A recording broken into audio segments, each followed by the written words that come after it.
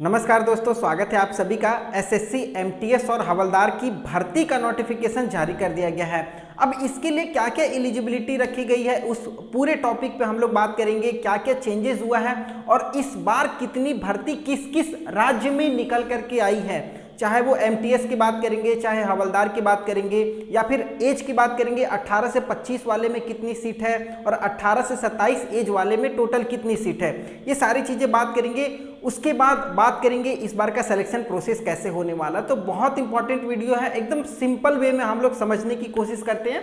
तो SSC, MTS और हवलदार की भर्ती जारी हो चुकी है। अब देखिए एमटीएस और हवलदार होता क्या है। तो एमटीएस मल्टीटास्क स्टाफ, जिसको एक बार में बहुत सारे काम करने के लिए दिया जा सकता है। कोई एक काम निश्चित नहीं है, मान लीजिए जेरोक्स है या फोटोकॉपी है या पेपर इधर से उधर ले जाना, बहुत सारे काम आपको मिलेंगे एसएससी की तरफ से। और ये पूरी तरीके से गवर्नमेंट जॉब है, प्योर सरकारी।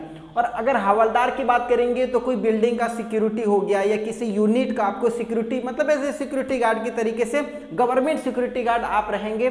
तो ये आप अगर इसके लिए एलिजिबल है ना, तो आप आवेदन कर सकते हैं। और ये जो भर्ती होती है ना, इसके लिए खास करके क्लास 10th वाले जो लड़के या लड़कियां होते हैं ना, वो बहुत इंतजार करते हैं, क्योंकि इसमें एज ज़्यादा मांगा जाता है प्लस एजुकेशन कम मांगा जाता है। तो ध्यान से देखिए, एमटीएस और हवलदार की भर्ती है और इस बार कितना सीट है, 1558। और ये रहा स्टार मार्क, मतलब ये भर्ती बढ़ सकती है। अब अगर मैं पिछली बार की बात करूंगा तो 2022 में अगर बात करेंगे ना, तो 12,000 से ज़्यादा, 12,000 से भी ज़्यादा भर्ती निकल करके आई थी। लेकिन इस बार ये भर्ती कम है और ये इस बार सबसे कम है। अगर 2-3 साल का आप उठा करके देखेंगे तो ये भर्ती बढ़ने वाली है। आप सीट का बिल्कुल भी टेंशन मत लीजिए, एकदम बिल्कुल भी सोचना नहीं है। भर्ती बढ़ने वाली और बढ़ेगी, बहुत ज़्यादा बढ़ेगी। अगर एज की बात करेंगे तो 1/8/2023, मतलब 1 अगस्त 2023 को अगर आपका 18 साल कंप्लीट हो रहा तो आप इस फॉर्म को भर सकते हैं। देखिए, 2 तरीके का एज मांगा जाता है, एक 18 से 25 वाला और एक 18 से 27 वाला। अब ये 2 तरीके का एज अगर आपके इन दोनों के बीच में किसी में भी है तो आप आराम से फॉर्म भर सकते हैं। जो ज़्यादा फायदा किस में होता है, 18 से 25 वाले को। 18 से 27 वाले को थोड़ा सा कम फायदा होता। अगर यही 18 से 25 वाले की बात करेंगे तो अगर आपका डेट ऑफ बर्थ 2/8/1998 से लेकर के 1/8/2005 के बीच में है तो आप एलिजिबल हैं। अगर यही 18 से 27 वाले की बात करेंगे तो 2/8/1996 से लेकर के 1/8/2005 के बीच में अगर आपका डेट ऑफ बर्थ है तो आप इस फॉर्म को भर सकते हैं। ठीक है, तो ये आपको एज वाला समझ में आ गया होगा। रहा छूट की बात, तो SC ST को 5 साल की छूट मिलेगी, OBC को 3 साल की। मतलब OBC वाले आप आराम से 18 से 25 वाले में 18 से 28 तक आपकी एज होगी तो भी भर सकते हैं। उसी तरीके से SC ST वाले 5 साल की छूट मिल रही है तो यहाँ पर आपको 18 से 30 हो जाएगी, यहाँ पर आपको 18 से 32 हो जाएगी। सिंपल है, ये समझ गए होंगे। एजुकेशन की बात करेंगे तो मात्र 10th पास, केवल 10वीं पास कोई भी कैंडिडेट आवेदन कर सकते हैं। अब अगर फॉर्म बात करेंगे कब से चालू हो रहा है, कब लास्ट डेट है, तो फॉर्म 30 जून से चालू हो रहा है। 21 जुलाई रात 12 बजे तक आप इस फॉर्म को भर सकते हैं। ठीक है, तो ये ऑनलाइन के माध्यम से भरा जाएगा। फॉर्म फी आपको पता है एसएससी ज़्यादा नहीं लेती है, मात्र 100 रुपये फॉर्म फी लेती है, जिसमें लड़कियां वगैरह को, SC ST को तो फ्री होता है। तो आप आराम से टेंशन मत लीजिए फॉर्म का, पैसे का।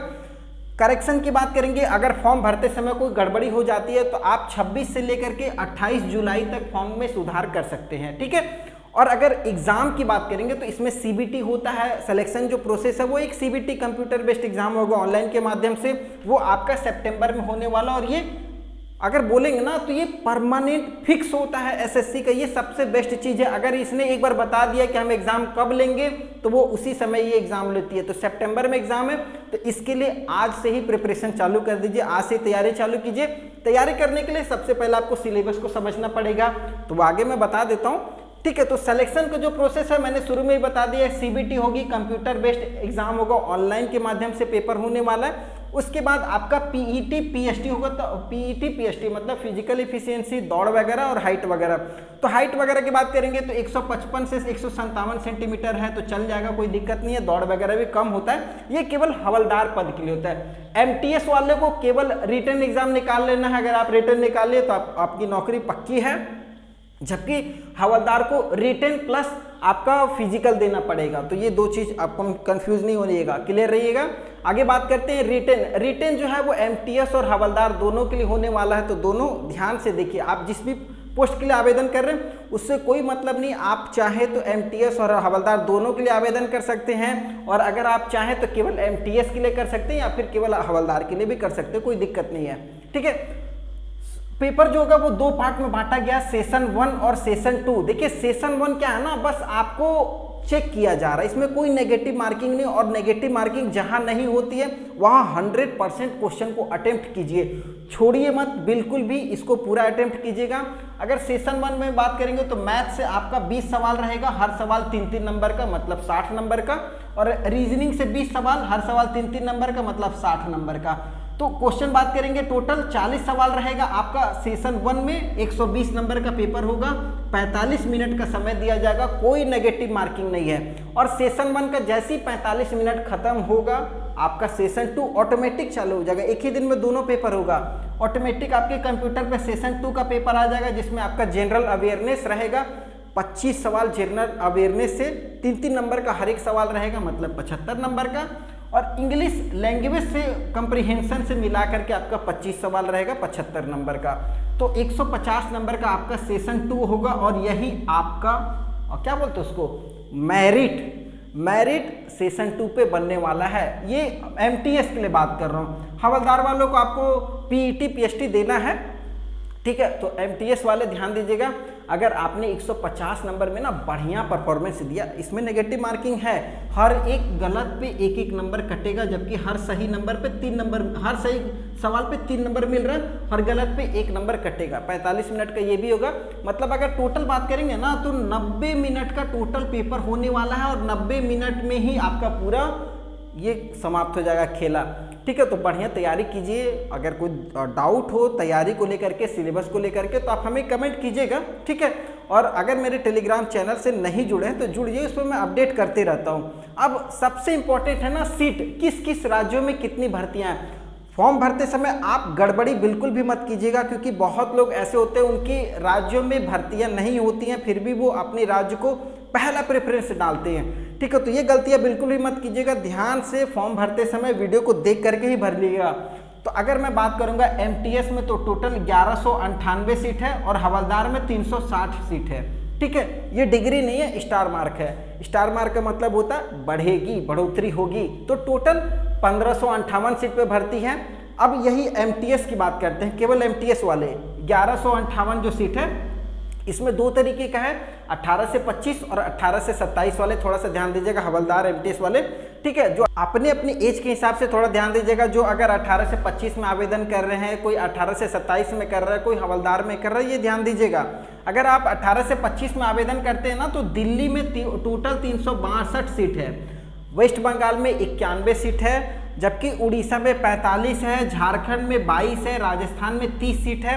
उत्तर प्रदेश में कम सीट निकल करके आई है, क्योंकि ये जो पिछले साल भर्ती वो थी ना, उसमें बहुत सारा पद उत्तर प्रदेश में भर दिया गया था, तभी सीट खाली नहीं है। हो सकता है कि बढ़ोतरी होगी, ये जो स्टार मार्क है तो उत्तर प्रदेश में बढ़ेगी सीट, 12 सीट है अभी। बिहार में मात्र 1 सीट है, जनसंख्या के हिसाब से बहुत कम सीट है, और फाइट 1 सीट के लिए करनी है। मध्य प्रदेश में 8 सीट है, छत्तीसगढ़ में 1 भी सीट नहीं है, महाराष्ट्र में 56 सीट है, और गुजरात में 10 सीट है। और भी बहुत सारे राज्य हैं जिसको मैंने नहीं लिखा है, किसी में 8, किसी में 7, किसी में 10, इस तरीके की सीट निकल करके आई है। सबसे ज़्यादा दिल्ली में ही सीट है। अगर 18 से 27 वाले में बात करेंगे तो उसमें भी दिल्ली बाजी मार रही है। दिल्ली में 103 सीट है, जबकि बंगाल में 10 सीट है, उड़ीसा में 1 भी सीट नहीं है 18 से 27 वाले में। झारखंड में 3 सीट है, राजस्थान में अगर बात करेंगे तो 10 सीट है, उत्तर प्रदेश में 10 सीट है, बिहार में 3 सीट निकल करके आ रही है 18 से 27 वाले में, जबकि मध्य प्रदेश में बात करेंगे तो 7 सीट है, छत्तीसगढ़ में फिर से कोई सीट नहीं है। अगर महाराष्ट्र में बात करेंगे तो 8 सीट है, और गुजरात में बात करेंगे तो कोई सीट नहीं है 18 से 27 वाले में। जबकि हवलदार की अगर बात करेंगे ना तो हवलदार 360 सीट है ऑल इंडिया बेसिस में, ये राज्य वाइज नहीं है। आप ऑनलाइन आवेदन कीजिए, हवलदार अगर आप सिलेक्ट करते हैं तो कोई दिक्कत नहीं है, कोई भी कहीं भी आवेदन कीजिए। ठीक है, अगर हवलदार में बात करेंगे जनरल में 153 सीट है, ओबीसी के लिए 81 है, एससी के लिए 52 है, एसटी के लिए 38 सीट है, और ईडब्ल्यूएस के लिए 36 सीट है। तो इस तरीके का सीटों का बंटवारा है हवलदार में किया गया है। और अगर इससे अलग कोई जानकारी आपको चाहिए तो आप हमारे चैनल पर आइए, हमें कमेंट कीजिए, हमारे टेलीग्राम चैनल से जुड़ जाइए। और अगर चैनल को सब्सक्राइब नहीं किए हैं ना तो कर लीजिए, क्योंकि गवर्नमेंट जॉब हो या प्राइवेट जॉब हो, जो भी भर्तियाँ निकल करके आती हैं हमारे चैनल पर लगातार आपको अपडेट दी जा रही है। ठीक है, तो इसके लिए सब्सक्राइब करके रखिएगा। फिर किसी नई वीडियो में मिलेंगे और अच्छी जानकारी के साथ, तब तक के लिए जय हिंद।